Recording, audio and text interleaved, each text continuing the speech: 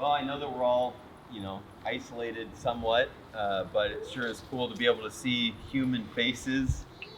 Truly, truly, I say to you, unless a grain of wheat falls into the earth and dies, it remains alone. But if it dies, it bears much fruit. One of the thoughts that I've had during this pandemic is that, wow, we've all been made more aware that life is a lot more vulnerable than we'd like to think.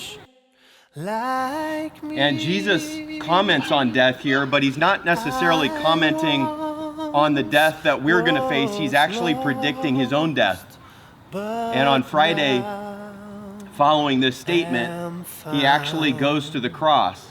There's a particular kind of tree called the lodgepole pine that unless a forest fire comes through, the seeds of that particular tree will not open up and that tree will not reproduce. It's something that I think about every single Easter, that somehow in the midst of the pain and the suffering that we face, God is able to cultivate something new and beautiful out of it.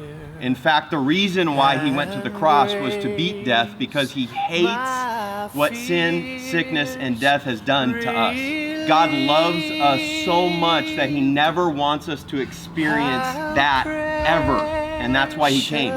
It is not built on whether or not I think I'm good enough, because I'm not. It's not built on whether or not I've never sinned, because I've sinned. It's not built on that. It's built on Jesus.